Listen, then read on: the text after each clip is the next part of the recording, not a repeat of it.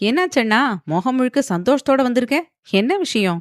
என்று எதிரில் நின்றிருந்த வியானை பார்த்து நக்கலாக கேட்டான் சக்தி. இருக்கிற வெறியில எதையாவது எடுத்து அடிச்சிட போறேன். உண்மையை சொல்டா. உனக்கு என்ன நடந்ததுன்னு தெரியும் தானே? என்று கோபமாக கேட்டபடி அவனுக்கு எதிரில் இருந்த இருக்கையில் அமர்ந்தான் வியான். ம்.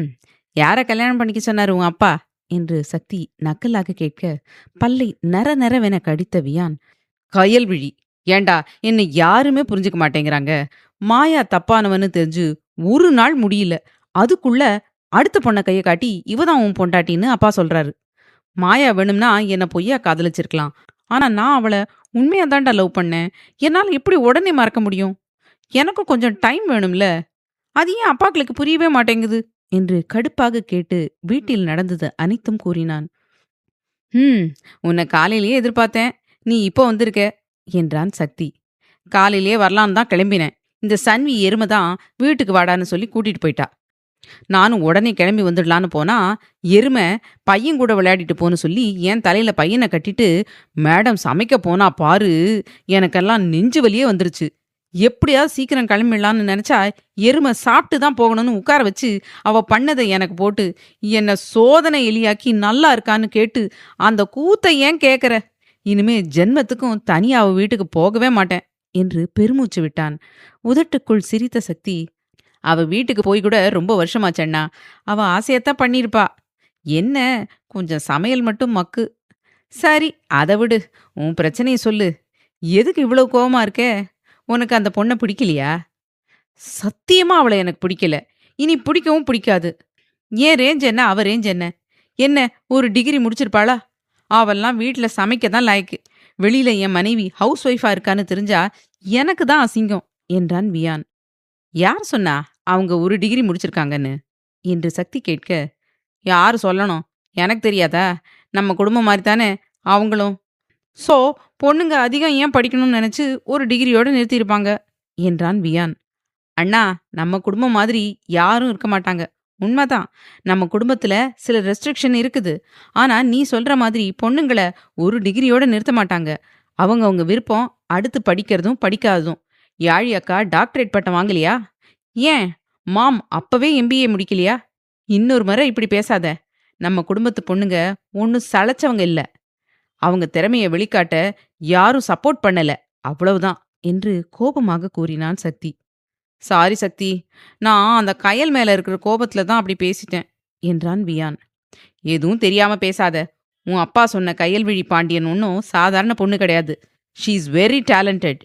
யூஜி பாட்னி முடிச்சுட்டு பிஜி எம்எஸ்சி இன் ஹார்டிகல்ச்சர் முடிச்சுட்டு அதுக்கப்புறம் 2 வருஷம் த ஃபேமஸ் ஆர்யா மொஹெந்தோ இன்ஸ்டிடியூட்ல பிஎட் முடிச்சிருக்காங்க. அதுவும் 2 வருஷத்துல பேப்பர் கிளியர் பண்ணிருக்காங்க. யாழி அக்கா கூட 4 வருஷம் ஆச்சு கிளியர் பண்ண. இதுக்கு லண்டன்ல வெரி கிளவரா சொல்லிக் கொடுப்பாங்க. ஸோ அவங்களே 4 வருஷம் இழுத்தாங்க. ஆனா கயல்விழி வெரி இன்டெலிஜென்ட். வெறும் 2 வருஷத்துல கிளியர் பண்ணி அந்த வருஷம் அவங்க தான் best grade and gold medalist. College முடிஞ்ச அடுத்த நாளே வீட்டில் உட்காந்து நேரத்தை வீணாக்காம வீட்டுக்கு பக்கத்தில் இருக்க காலேஜில் ப்ரொஃபஸராக ஒர்க் பண்ணுறாங்க. அவங்க டீச்சிங் ஸ்டைல் கூட யுனிக்கா இருக்கும் என்றான் சக்தி. அவனையே ஆச்சரியமாக பார்த்த வியான், சக்தி, நீ பேசினது கேட்டு எனக்கு தலையே சுத்துது. அது எப்படி அவளை பத்தி இவ்வளவு நுணுக்கமா தெரிஞ்சு வச்சிருக்க? அந்த வாயாடிக்கு வெறும் வாய் மட்டும்தான் நினைச்சேன். பரவாயில்லையே, கொஞ்சம் மூளையும் இருக்குது என்றான். அவனை முறைத்து பார்த்த சக்தி, அவங்களுக்கு நிறையவே மூளை இருக்குது, உனக்கு தான் இல்ல என்று நக்கலாக கூறினான். டேய், இதெல்லாம் ஓவர் பாத்துக்கோ. இருந்தாலும் அவளை என்னால கல்யாணம் பண்ணிக்க முடியாது.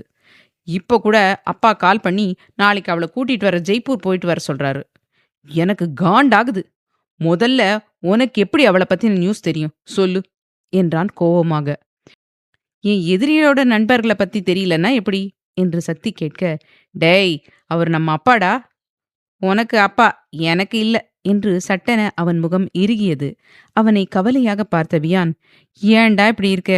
அவர் பாவண்டா என்றான் கவலையாக. அதுக்கு நான் என்ன பண்றது? உனக்கு என்னவோ அதை மட்டும் பேசண்ணா என்று கோபமாக கூறினான் சக்தி. பெருமூச்சை வெளியிட்ட வியான், என்னால கயல கல்யாணம் பண்ணிக்க முடியாது சக்தி.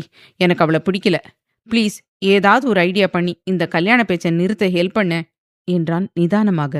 முடியாதண்ணா, உனக்கு கயல்ல நீ நிஜமாவே சூப்பரான துணைதான். மிஸ்டர் தினேஷை பாராட்டியே ஆகணும். ஏன்னா நீ தப்பான வழிக்கு போனதுக்கு அப்புறமும் உன்னை கூப்பிட்டு திருத்தி அவரே இனி காலம் முழுக்க உன்னை திருத்துறதுக்கான ஆளையும் ரெடி பண்ணிட்டாரு. ம் பலே ஆளுதான். இல்லைன்னா இந்த வயசுலயும் சித்தார்த்துன்னு சொன்னா பெரிய ஆளுங்க கிட்ட மரியாதை ஏன் தானா வருதுன்னு எனக்கு இன்னைக்கு தான் புரியுது. எல்லா பக்கமும் கண்ணு. சின்னதா யாராவது மாட்டினாலும் அதை எப்படியாவது கண்டுபிடிச்சு அது தப்பான பாதையா இருந்தா திருத்தி அவங்கள நல்வழிப்படுத்துறாரு என்றவன், நல்ல வேளை மதி விஷயத்த இது வரைக்கும் தெரியாம பார்த்துக்கிட்டோம், இனிமேலும் தெரியாம பார்த்துக்கணும் என்று மனதில் நினைத்து கொண்டான். அவரை பிடிக்காது ஆனா புழுகுவியா என்று வியான் முறைக்க, இங்க பாரண்ணா, பெரிய விஷயம் பண்ணினா ஒருத்தரை அப்ரிஷியேட் பண்ணணும். பிடிக்குதோ பிடிக்கலையோ அப்ரிஷியேட் பண்றதுல என்ன ஆயிட போகுது, அது நல்ல பழக்கம்தான் என்றான் சக்தி. சரி அதை விடு, எனக்கு வழி சொல்லுடா, உன்னை கெஞ்சி கேட்குறேன். என்னால் நிஜமா அவளை கல்யாணம் பண்ணிக்கவே முடியாது. என் கரியர் வேற, அவ கெரியர் வேற என்றான் வியான். அண்ணா, நீ கயலை தான் கட்டிக்கணும். நீ முடிவு பண்றியோ இல்லையோ, நான் முடிவு பண்ணிட்டேன். மிஸ்டர் தினேஷ் முடிவு சரிதான். எனக்கு கயல் தான் அண்ணி. ஒரு முறை உன் முடிவு தப்பா போயிடுச்சு. ஐ எம் டேம் ஷியோர் நீ நல்ல குடும்பத்தில் அட்லீஸ்ட் நல்ல குணமுள்ள பொண்ணை காதலிச்சிருந்துனா மிஸ்டர் தினேஷே உன் கல்யாணத்தை முன்ன நின்று பிரம்மாண்டமா பண்ணி வச்சிருப்பாரு. ஆனா நீ தான் ராங்கான ஆளை சூஸ் பண்ணிட்டியே. இருந்தாலும் உன்னை யூஸ் பண்ணிக்க நினைச்சதுக்கு அந்த மாயா அனுபவிச்சே ஆகணும். ப்ளீஸ் எனக்காக அவங்கள கல்யாணம் பண்ணிக்கோ.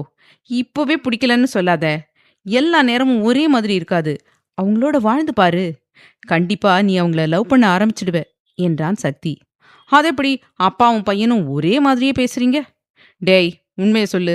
எங்க யாருக்கும் தெரியாம நீயும் அப்பாவும் பேசிக்கிறீங்க தானே என்று வியான் கேட்க, நான் என்ன சொல்றேன், நீ என்ன அண்ணா பேசுற, பைத்தியம் என்று சக்தி கடுப்பாக, சாரி சக்தி, சாரிடா என்று வியான் சொல்லவும் அவனை முறைத்து பார்த்த சக்தி, என் மேல பாசம் இருந்தா அமைதியா கயல் அண்ணிய கட்டிக்க.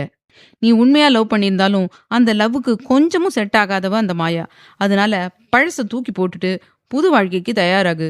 சந்தோஷமா போய் நாளைக்கு அண்ணியை கூட்டிட்டு வா என்றான். கூட்டிட்டு வரேன், ஆனா சந்தோஷமா இல்ல. என்னை யாரும் புரிஞ்சுக்கவே மாட்டேன்றீங்க. பிடிக்காத பொண்ணை கல்யாணம் பண்ணி வைக்கிறேன்னு சொல்றீங்க. நான் கொஞ்ச நேரம் தனியா இருக்கணும்னு நினைக்கிறேன். அதனால உன் பங்களாவில் இருக்கேன், என்னை டிஸ்டர்ப் பண்ணாத என்றான் வியான். என் பங்களாவில் நான் யாரையும் விடுறதில்ல என்று சக்தி சொல்லவும், நான் உன் அண்ணன், ஒழுங்கா என்னை விட்டுரு. ஆல்ரெடி ரொம்ப நொந்து போயிருக்கேன் என்று வியான் கெஞ்சவும், சரி சரி போ என்று விட்டான் சக்தி. என்று விட்டு அங்கிருந்து நகர்ந்தான் வியான். ரது, ஆர் யூ ஓகே என்று கேட்டபடி உள்ளே வந்தான் யுவா. ஃபைன் யுவா. எங்க போனீங்க? என்னோட தானே படுத்திருந்தீங்க என்று வந்தனா கேட்க, நான் அம்மா கூட இருந்தேன் ரது. அம்மாவும் கமலா அக்காவும் ரொம்ப பயந்துட்டாங்க. அதான் அவங்க கிட்ட உனக்கு ஒண்ணுமில்லைன்னு சொல்லிட்டு வந்தேன்.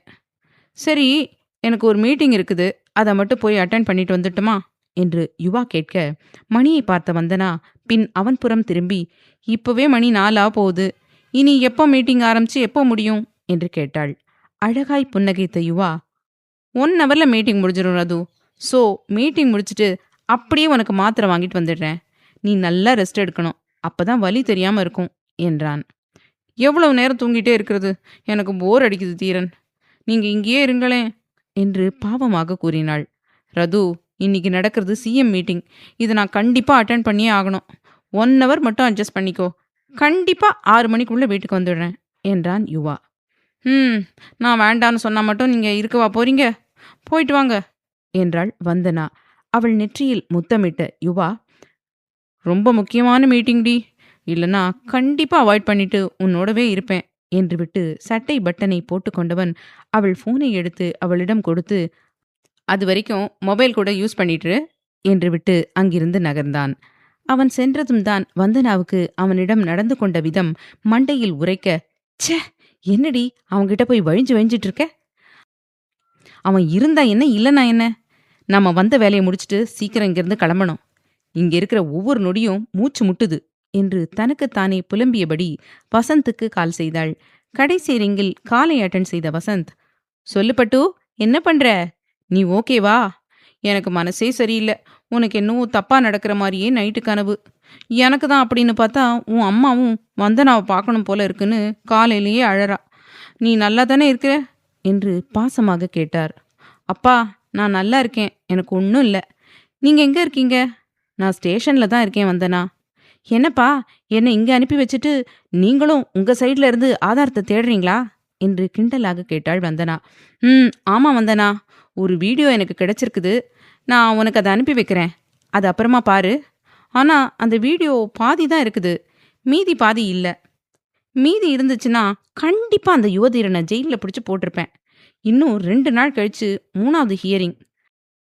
கண்டிப்பா அதுல ஏதாவது ஒரு ஆதாரத்தை சப்மிட் பண்ணியே ஆகணும். என்ன பண்றதுன்னு ஒன்றும் புரியல.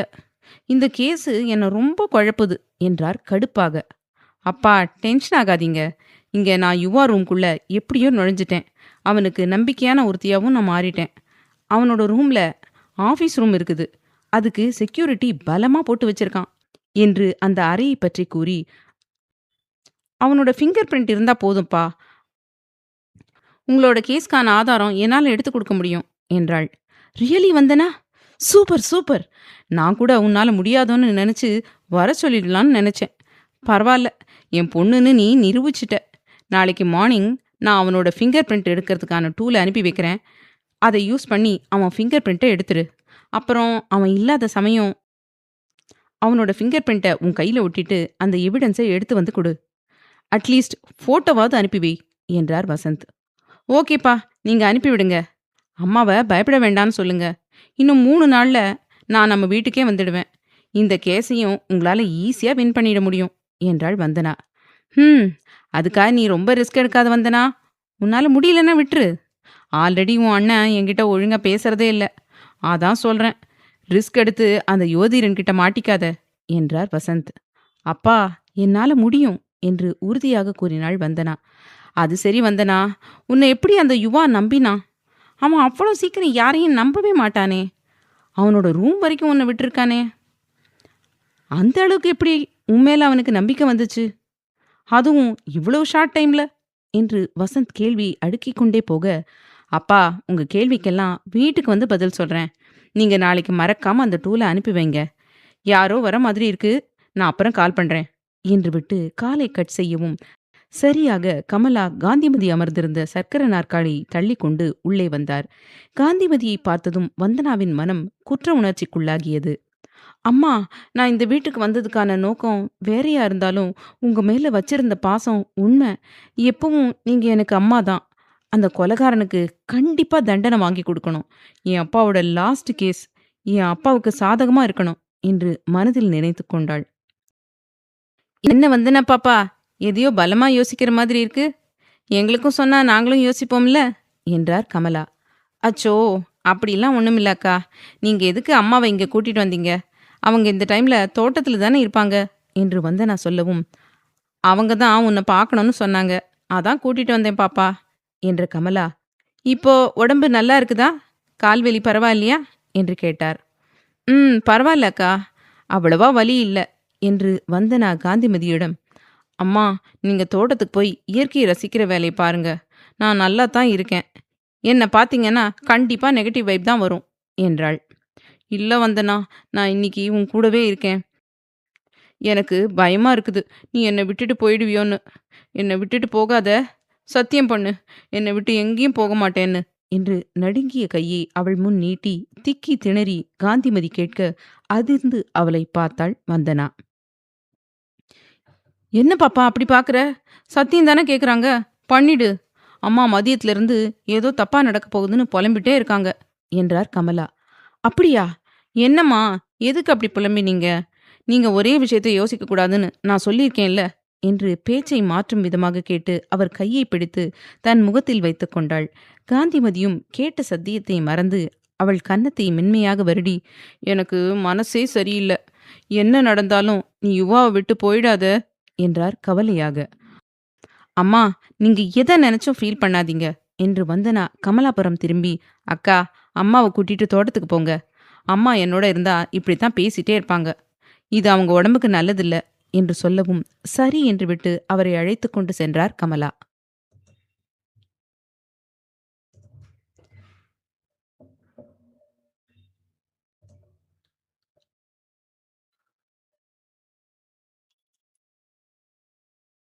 அத்தியாயம் 174. இது உங்க வீடா? இல்ல இல்ல, இது அரண்மனை. இந்த அரண்மனையில தான் நீ பிறந்ததுலேருந்து இருக்கியா? என்று தினேஷின் வீட்டை ஆச்சரியமாக பார்த்தபடி மனைவியிடம் கேட்டான் செழியன். எதுக்கு இப்படி பைத்தியம் மாதிரி பேசுறீங்க? நான் இந்த வீட்ல தான் பிறந்தனே. என் அம்மாங்க அப்பாங்க எல்லாரும் இந்த வீட்ல தான் இருக்காங்க. எதுக்கு இப்படி வீட்டையே பார்த்துட்டு நிக்கிறீங்க? உள்ள வாங்க என்று செக்யூரிட்டி கேட்டை திறக்கவும் கணவன் கையை பிடித்தாள் யாழி. யாழினி, நான் உங்க குடும்பத்தை சாதாரணம் நினைச்சேன். இந்த அளவுக்கு யோசிக்கல. நீங்க மாடி வீட்ல இருப்பீங்கன்னு நினைச்சேனே தவிர, இப்படி ஒரு அரண்மனையில இருப்பீங்கன்னு நான் நினைச்சு கூட பார்க்கல. உனக்கு எப்படி எங்க வீடு செட் ஆச்சு? என்று ஆச்சரியமாக கேட்டபடி உள்ளே வந்தான் செழியன். இருக்கிற இடத்துக்கு தகுந்த மாதிரி நான் என்ன மாத்திப்பேன். என்ன, எங்க வீட்ல எப்பவும் ஏசி ஓடிட்டே இருக்கும். உங்க வீட்ல ஃபேனு, அவ்வளோதான். மத்தபடி உங்க வீட்லயும் சரி, எங்க வீட்லயும் சரி, பாசம் அளவுக்கு அதிகமா கிடைக்கும். உங்கள தவிர்த்து என்று முகத்தை சுழித்து கூறினாள் யாழி. அவளை ஆச்சரியமாக பார்த்தான் செழியன். இவ என்ன இவ்வளவு சாதாரணமா இருக்கா? ம், இந்த வீடும் எங்க வீடும் ஒண்ணா? அன்னைக்கு இவங்க குடும்பம் வீட்டுக்கு வந்தப்போ கூட யாருமே எதுவும் காட்டிக்கலையே என்று மனதில் நினைத்து கொண்டிருக்கும் போதே, ஹலோ இளா, மாமா வாங்க என்று அவன் கையை பிடித்து செக்யூரிட்டி அறைக்கு அழைத்துச் சென்றாள்.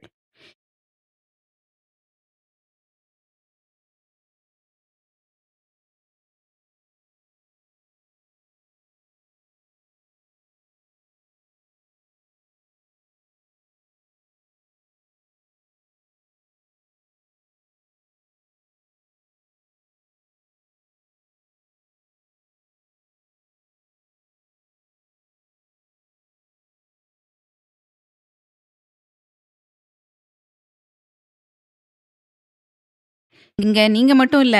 இப்ப நானும் இந்த வீட்டுக்கு வெளியாள் தான். ஸோ நானும் செக் பண்ணிட்டு தான் உள்ள வரணும். இது என் தம்பியோட ஆர்டர் என்று விட்டு பெண் செக்யூரிட்டியுடன் யாழி செல்ல, கோபம் கலந்த வேதனையுடன் ஆண் செக்யூரிட்டியுடன் சென்றான் செழியன். அடுத்த அரை மணி நேரத்தில் இருவரும் வெளியில் வந்து கணவன் அருகில் வந்து சட்டை பட்டனை போட்டுவிட்ட யாழி, இங்க பாரு இளா, முகத்தை இப்படி தூக்கி வச்சுக்காத. நீ என்ன அடிச்சதுக்கு நான் தான் கோவமா இருக்கேன். நீ என்ன சமாதானப்படுத்துறத விட்டுட்டு இப்படி முறுக்கிட்டு நிக்காத. இங்க நடந்தது உனக்கு மட்டும் இல்ல, என் தங்கச்சி வீட்டுக்காரு. தங்கச்சின்னு யார் புதுசா வந்தாலும் செக் பண்ணாம உள்ள விட மாட்டாங்க. அதே மாதிரி வெளியே போகும்போதும் இதே மாதிரி தான் இருக்கும். இது உன்னை பொறுத்த வரைக்கும் கோவப்பட வேண்டிய விஷயமா இருந்தாலும், என் அண்ணன் தம்பி அப்பாக்களை பொறுத்த வரைக்கும் இது எங்க குடும்பத்தோட பாதுகாப்பு சம்பந்தப்பட்டது. என் தம்பி அரசியல்ல இருக்கான். அவனுக்கு எதிரிங்க அதிகம். ஸோ அவனை மறைமுகமா தாக்க எங்க குடும்பத்து ஆளுங்க மேல கைய வச்சிருவாங்களோன்னு ஒரு எண்ணம். உங்களுக்கும் மூளை இருக்குது, புரிஞ்சுப்பீங்கன்னு நம்புறேன் என்றாள் யாழி. ம் என்று செழியன் தலையை ஆட்டவும் இருவரும் அங்கிருந்து வெளியில் வர, அங்கு அவர்களுக்காக கார் நின்று கொண்டிருக்க புன்னகைத்த யாழி கணவனுடன் அதில் ஏறி அமர்ந்து கொள்ள, கார் கிளம்பியதும் செக்யூரிட்டி தாரா சக்திக்கு கால் செய்தாள். எஸ் தாரா, வாட் ஹேப்பன் என்று சக்தி உடனே காலை அட்டன் செய்தான். எப்போதும் தாராவின் காலை அவன் நிராகரித்தது இல்லை. அதற்கு காரணம் அவள் தேவையில்லாமல் கால் செய்யவும் மாட்டாள். பாஸ், யாழி மேடம் அவங்க ஹஸ்பண்டோட வந்தாங்க. நாங்க செக்கிங் ப்ராசஸ் முடிச்சிட்டு அனுப்பி வச்சிட்டோம். பட் என்று தாரா தயங்க, சொல்லு தாரா, என்னாச்சு? Any problem? யாழினி மேடம்க்கு தான் ப்ராப்ளம்னு நினைக்கிறேன் பாஸ். அவங்கள செக் பண்ணி பார்த்ததுல அவங்க உடம்பு ஃபுல்லா ரெட்டிஷா இருந்துச்சு. ஐ திங்க் சாட்டையில இல்லனா பெல்ட்ல அடிச்சிருக்கணும் என்றாள் Tara. Okay Tara, thanks for the information. இது யாருக்கும் தெரிய வேண்டாம் என்று விட்டு காலை கட் செய்த சக்தி, இதுக்கு தான் இந்த காட்டானுக்கு என் அக்காவை கல்யாணம் பண்ணி கொடுக்க வேண்டாம்னு சொன்னேன். யார் என் பேச்ச கேட்டாங்க? எங்க வீட்ல ராணி மாதிரி என் அக்கா இருந்தா. அந்த வீட்ல கஷ்டத்தை மட்டுமே அனுபவிக்கிறா போல. அந்த செழியனை பார்க்கும்போதே எனக்கு பிடிக்கல. அவன் அப்படியே அந்த ஆதிதான்.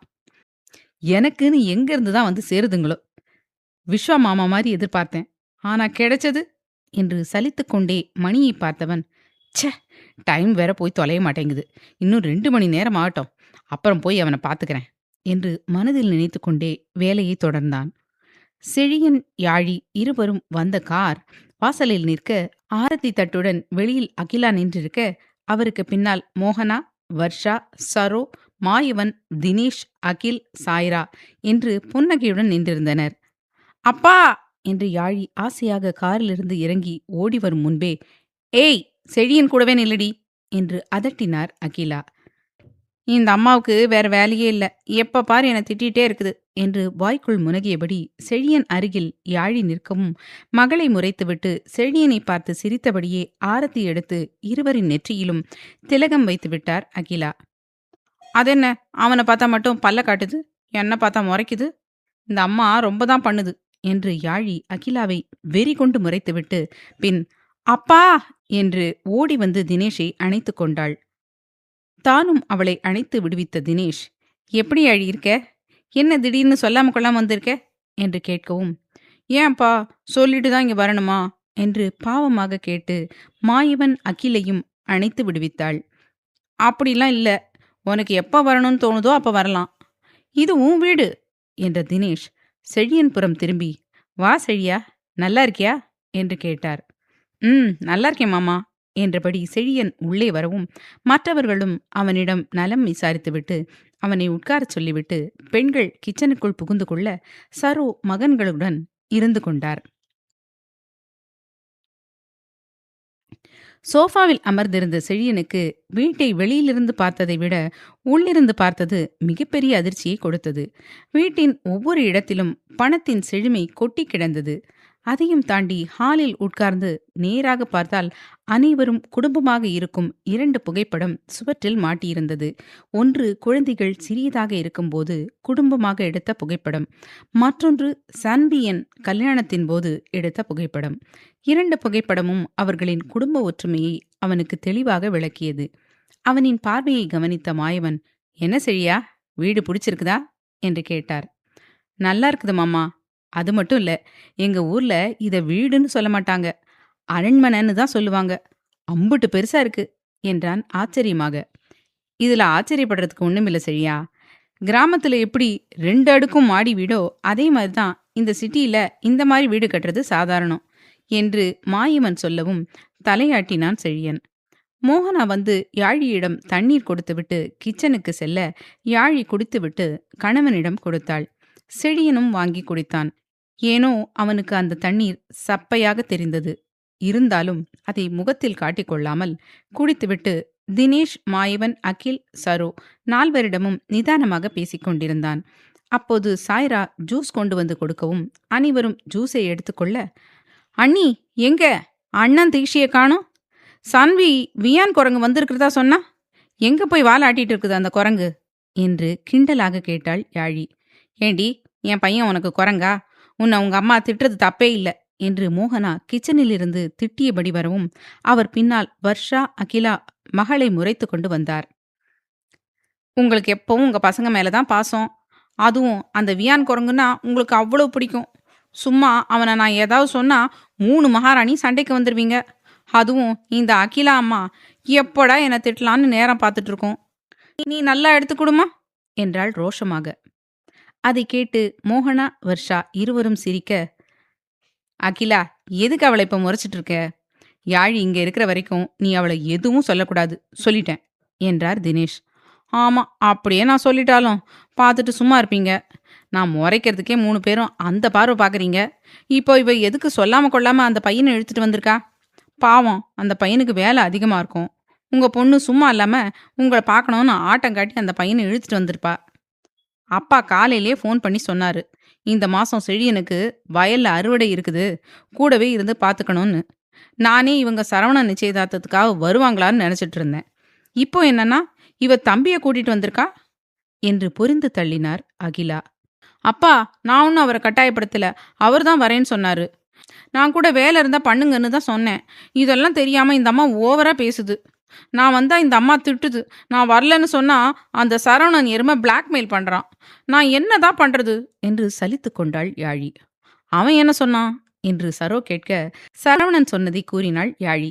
அதை கேட்டு அனைவரும் புன்னகைக்க, அத்தை, எனக்கு வயல்ல வேலை இருக்கிறது உண்மைதான், அதுக்கு நான் இருந்தே ஆகணும்னு இல்லை, வேலை தினமும் தான் இருக்கும், அதுக்குன்னு அதையேவா கட்டிட்டு அழ முடியும். யாழ் நீங்க வரேன்னு சொல்லும்போது கல்யாணமாகி முதல்ல அவ மட்டும் தனியா வந்தா நல்லா இருக்காது, அதான் வேலையெல்லாம் வேற ஒருத்தர் கையில கொடுத்துட்டு வந்துட்டேன் ஒன்னும் பிரச்சனை இல்ல. நீங்க யாழினிய திட்டாதீங்க என்றான் செழியன். அவ்வளவுதான். அகிலா வாயை மூடிக்கொண்டார். இனிமே இப்படியே இருமா, தயவு செஞ்சு வாயை திறக்காத என்று கிண்டலாக கூறிய யாழி, எங்க தீக்ஷியை காணோம்? நான் வந்து இவ்வளவு நேரம் ஆகுது, இன்னும் வராம என்ன பண்றா? அம்மா, அவளை வர சொல்லுங்க என்றாள். அவ வேலைக்கு போயிருக்கா யாழி என்று தினேஷ் சொல்லவும், வேலைக்கா? அது எப்போ இருந்து என்று யாழி கேட்க, இன்னைக்குதான் செகண்ட் டே போயிருக்கா என்றார் தினேஷ். ஓ, சரிப்பா. அப்போ அண்ணனும் அவளும் வர லேட் ஆகும் போல. சக்தியும் நைட்டுக்கு தான் வருவான். அதனால நானும் இவரும் சன்வி வீட்டுக்கு கிளம்புறோம். இப்போவே கிளம்பினாதான் நைட்டுக்குள்ள பெங்களூர் ரீச் ஆக முடியும் என்றாள் யாழி. ஏன், இன்னைக்கு ஒரு நாள் இருந்துட்டு நாளைக்கு போடி என்று அகிலா சொல்ல, எதுக்கு, உன்கிட்ட திட்டு வாங்கவா? ஐயோ அம்மா, என்னை ஆளை விடு. இங்க இருந்தா நீ திட்டுவ, அங்க வரலன்னா அந்த சரவணன் எருமை என்னை பிளாக்மெயில் பண்ணியே சாவடிப்பான். நான் அங்க போயிருக்கேன். பெரியமாவும் பெரியப்பாவும் கூட வான்னு ரொம்ப கம்பல் பண்ணாங்க. இது நம்ம வீடு, எப்போ வேணும்னாலும் வரலாம். இந்த ஒரு வாரம் சரவணன் கூட தான் நான் இருக்க போறேன் என்றாள் யாழி. அகிலா அவளை முறைக்க, சரி விடுங்க, அவ விருப்பம் போல இருக்கட்டும் என்று சரு மாயவனிடம், மாயவா, நீ ஜெட் அரேஞ்ச் பண்ணிடு என்றார். மாயவன் தலையாட்டி யாழியிடம், விஸ்வா வரானா யாழி என்று கேட்க, இல்லப்பா, சன்வி விக்ராந்த் மட்டும்தான். விஸ்வா நிச்சயதார்த்தத்தை அன்னைக்கு தான் வருவேன்னு சொன்னாரு என்று சொல்லவும், சரி, நீங்க சன்வி வீட்டுக்கு கிளம்புங்க, நான் அங்கேயே ஜெட்டை லேண்ட் பண்ண சொல்லிடுறேன் என்றார். சரிப்பா, அதுக்கு முன்னாடி எனக்கு கொஞ்சம் ட்ரெஸ் வேணும், நான் போய் எடுத்துட்டு வந்துடுறேன் என்று யாழி அவள் அறைக்கு ஓடவும் அனைவரும் சிரித்துவிட்டு செழியனை பார்த்த அகில், செழியா, வீட்டை சுத்தி பார்க்கறியா என்று கேட்டார். ஐயோ மாமா, இந்த வீட்டை சுத்தி பார்க்க ஒரு நாளே வேணும் போலியே. அதெல்லாம் வேண்டாம், நான் உட்கார்ந்தே இருக்கேன் என்றான். அவனின் லகுவான பேச்சில் அனைவரும் சிரித்தாலும் தினேஷ் சிரிக்கவில்லை. யாழி எழுந்திருக்கும் போது அவள் கணுக்காலில் தெரிந்த சிவப்பு வடுவை கவனித்தவருக்கு புரிந்தது அது யாரால் வந்திருக்கும் என்று. இயல்பிலே யாழி பால் நிறம் என்பதால் அவளின் உடம்பில் எறும்பு கடித்தால் கூட காட்டி கொடுத்துவிடும். முதலாக தவறு செய்து விட்டோமோ என்று யோசித்தவர் மகளிடம் பேசியே ஆக வேண்டும் என்று நினைத்து, அண்ணா, நீ ஜெட்டை ரெடி பண்ணு, நான் ராணாட்ட பேசிட்டு வரேன் என்றவர் செழியன் புறம் திரும்பி, செழியா, தப்பா நினைக்காத, ஒரு ஃபோன் பேசிட்டு வரேன் என்றார். இதுல என்ன மாமா இருக்குது, பேசிட்டு வாங்க என்று செழியன் சொல்லவும் புன்னகைத்த தினேஷ் போனை எடுத்துக்கொண்டு யாழியின் அறைக்கு வந்தவர் மகள் ஆசையாக துணியை பார்த்து கொண்டிருப்பதை பார்த்து, யாழி என்று அழைத்தபடியே உள்ளே நுழைந்தார். அப்பா, வாங்க வாங்க, எனக்கு எந்த ட்ரெஸ் எல்லாம் நல்லா இருக்குமோ அதையெல்லாம் எடுத்து கொடுங்க என்று கபோர்டை காட்டினாள் யாழி. அதெல்லாம் பொறுமையா எடுத்து கொடுக்குறேன். இப்போ நான் நேரா விஷயத்துக்கு வரேன். செழியன் உன்னை அடிச்சானா என்று அழுத்தமாக கேட்டார். அப்பா என்று அதிர்ந்து அவரை பார்த்தாள் யாழி. நான் உன் அப்பா அப்படின்னு நினைச்சீன்னா உண்மைய சொல்லு. அவன் உன்னை அடிச்சானா? என்கிட்ட மறைக்கணும்னு நினைக்காத யாழி என்று கோபம் கலந்த அழுத்தத்துடன் கூறினார். ஆமாப்பா, அடிச்சாரு என்று யாழி தலையை குனிந்து கொண்டு சொல்ல, என்ன தைரியம் என் பொண்ணு அடிச்சிருக்கான்? அதுவும் இந்த இடமே செவந்து போற மாதிரி. அவனை நான் சும்மா விட மாட்டேன் என்று தினேஷ் கதவை திறக்கும் போதே, அப்பா, நீங்க அம்மாவை அடிச்சதே இல்லையா? அதெல்லாம் தாத்தா கேட்டிருக்காரா என்று யாழி கேட்ட கேள்வியில் அப்படியே நின்றார். அப்பா, ப்ளீஸ், என்னை தப்பா நினைக்காதீங்க. எல்லாரும் கோபத்துல கையை தான் நீட்டுவாங்க. அதுவும் நான் தப்பு பண்ணாம ஒன்னும் அவர் என்னை அடிக்கல என்று நடந்ததை கூறி, நம்ம ஊர் மாதிரி இல்லப்பாங்க. நாம ஒருத்தருக்கு நல்லது பண்ணணும்னு நினைச்சு ஏதாவது பண்ணினா கூட அது வேற விதமா போகுது. அப்படி நான் பண்ணின தப்பால அந்த அம்மா வீட்டுக்கு வந்து கேள்வி கேட்டாங்க. அதான் அடிச்சாரு. அவர் என்னை அடிச்சா நான் அவரை சும்மா விடுவேனாப்பா? நான் உங்க பொண்ணுப்பா. அவருக்கு எப்படி தண்டனை கொடுக்கணும்னு எனக்கு தெரியும். ப்ளீஸ், இதுல நீங்க இன்வால்வ் ஆகாதீங்க. ஏன்னா எனக்கு நீங்களும் முக்கியம், அவரும் முக்கியம். நீங்க அவர்கிட்ட சண்டைக்கு போனா கண்டிப்பா நான் உங்களுக்கு தான் சப்போர்ட் பண்ணுவேன். அதனால அவர் மனசு உடைஞ்சு அவர் ஃபீல் பண்றத நான் பார்க்க விரும்பலப்பா. அதுவும் இல்லாம என் அப்பா ஒருத்தர் முன்னாடி ரவுடி மாதிரி நிக்கிறத நான் விரும்பல. எதிராளி என் புருஷனா இருந்தாலும் என்று அழுத்தி கூறினாள் யாழி. தினேஷ் அங்கிருந்து விருட்டென சென்றுவிட பெட்டில் அமர்ந்து யாழி கண் கலங்கி, ஏன்பா என்ன புரிஞ்சுக்க மாட்டேன்றீங்க என்று நினைக்கவும் அவள் கண்களில் கண்ணீர் வழிந்தது. அவள் கண்ணீர் கீழே விழும் முன்பு அதை துடைத்துவிட்ட தினேஷ், நீ என் பொண்ணு யாழி, நான் உன்னை புரிஞ்சுக்காம யாரு புரிஞ்சுப்பா? ஆனாலும் கோவம்தான் செழியன் மேல. நான் அவ்வளவு தூரம் சொல்லியும் உன்னை அடிச்சிருக்கான். அப்பா உன் மேல சும்மா கூட கை வச்சது இல்லைல்ல, ரொம்ப வலிச்சுதா என்று கேட்டபடி அவள் காலடியில் அமர்ந்து புடவையை முட்டி வரை தூக்கிவிட்டு அந்த சிவப்பு வடுக்களுக்கு மருந்திட்டார். கண் கலங்க உதட்டில் சிரிப்புடன் அவரை யாழி பார்க்க தினேஷின் கண்ணிலிருந்து கண்ணீர் அவள் காலில் விழுந்தது. அப்பா, எனக்கு வலிக்கல, அழுவாதீங்க. அம்மாவுக்கு மட்டும் நீங்க அழுவுறது தெரிஞ்சது என்கிட்ட சண்டைக்கே வந்துருவாங்க என்று கிண்டலாக கூறினாள். எப்படி யாழி வலி தாங்கின என்று தினேஷ் குரல் கம்ம கேட்க அவர் அருகில் நெருங்கி அவர் நெஞ்சில் முகம் புதைத்து கொண்ட யாழி, அப்பா நீங்க அழுவாதீங்க, எனக்கு நேத்து மட்டும்தான் வலி இருந்தது, இப்போ அவ்வளவா வலிக்கல, இதுக்கு போய் அழுவலாமா? என் அப்பா கம்பீரமா ஆளுமையா இருக்கிறது தான் எனக்கு பிடிக்கும், இப்படி அழறது நல்லாவே இல்ல என்று சொல்லவும் சின்னதாக சிரித்தார் தினேஷ். அதில் அவர் கன்னத்தில் முத்தமிட்ட யாழி, வெரி குட் அப்பா, இப்ப வாங்க எனக்கு ட்ரெஸ் செலக்ட் பண்ணி கொடுங்க என்று சொல்லவும் புன்னகையுடன் அவளுக்கு ஆடையை எடுத்துக் கொடுத்தார் தினேஷ்.